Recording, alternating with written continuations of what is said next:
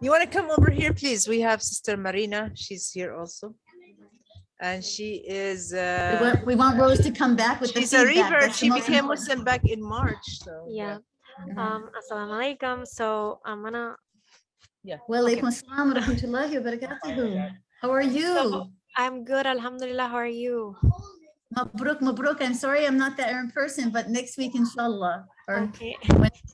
So originally you had said very wisely, I believe, that maybe we don't know how to communicate certain things because we didn't have the correct role models to teach us how to do so.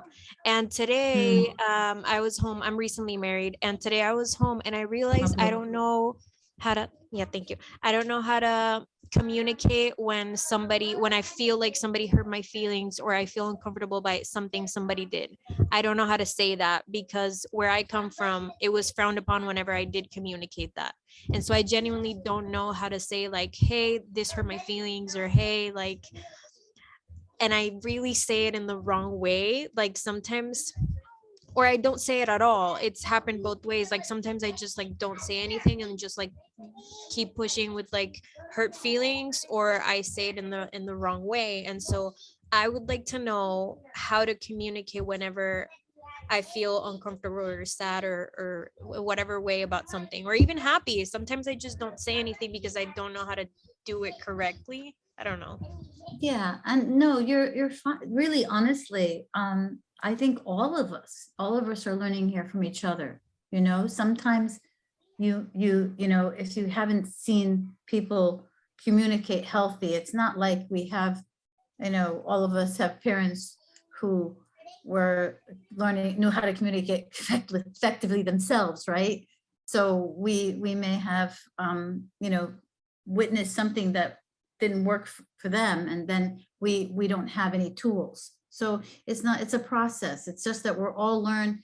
And as you can see, you can also be in a relationship like Ruba had mentioned, that she was in a relationship, maybe the communication was breaking down, but then all of a sudden she found someone that she can communicate with, and the relationship was very different, because it's a process. We're learning, all of us. So I think with yourself, you've been married how long? About 3 months? No, about like less than 2 months. Oh, Yeah. so it's very fresh, mashallah. And you're both from here? You're both from the States? No, well, I mean, Puerto Rico technically is part of the United States, but it's not a state. So I just moved to mainland for the first time, Okay. mainland US, and he's been here like 7 or 8 years. Yeah, so I recently moved. Yeah. Okay, so mabruk, mabruk, and we're welcoming you to our Ansar community. You know, I will just say that I think a new marriage is always, the first couple of years are a little challenging because you're getting to know each other, right? That's right. It's a very, very fresh, and it's, you know, you're in a new country, you're in a new marriage, you're in a new religion, you're the correct religion, of course. You're in a very new dynamic, and even the culture is different. I mean, Puerto Rico has its own culture. Now you're in America. That's it. So you've got a lot of things that are very new for you, and that's also a challenge. You're learning like 4 things right off the bat, and you're learning this new religion, you're learning a culture, you're learning this new country, and you're also in a new marriage. So know that those are challenges just separate from the communication. So I think that one thing that would be kind of interesting is to make a date time once a week. Just ask, say you got some recommendation from, you know, that some sisters that that they do in their marriages. Yeah, I can see you're very shy, and I know that's not so easy sometimes, but you know, you spend once a week. I just thought, can we just, you know, date and maybe go out, you know, to a park for a walk, or go for a hike, or you know, you can be creative. You can go and get ice cream. I mean, each time you can make something different. You know, you can plan during the week, you know, every week something, so that you have this alone time together. And the thing is, you want to also get him away from the house and away from you know, a space that you feel very shy in. You know what I mean? Because what happens in the house, you have chores there, you have to work, you maybe to keep the house clean, and you got to cook. And I don't know, he's probably, I don't know, is he working from home or is he Yeah. working outside? He's So working. he's in the housework. So the work, he works from home, plus you're living in the home, plus you're sleeping in the home, plus you're, everything's in the home. So the idea is to get away from there, just to do something different, just to change the atmosphere. And look at that as like a playtime of getting to know each other, and spend that little outside time doing an activity so that you're actually doing something different. Whether I know there's things that I can't think for you, but for example, I like kayaking. I like to go to hikes. I like to, I like to fish.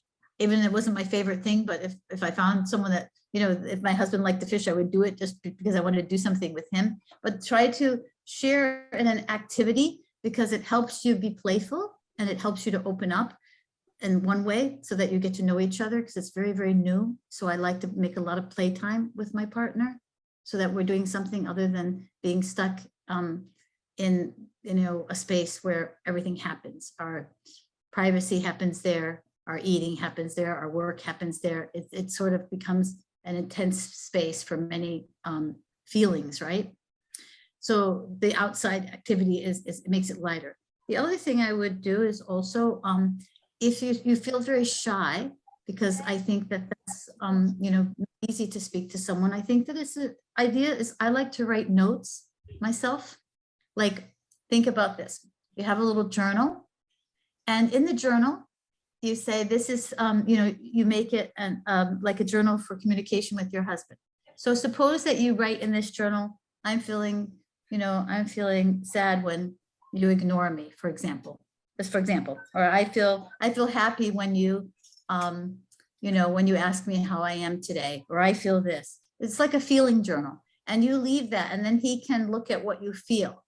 Right? And then maybe you can talk about that. It's another way of not having to speak with your tongue if you feel very shy to ask for what you want or what you feel, because you're still trying to understand your own feelings, not only your feelings of being in a new country and a new religion with a new husband, with all these, newness, right? But also you're in this marriage now and you have a partner and you're trying to navigate his feelings.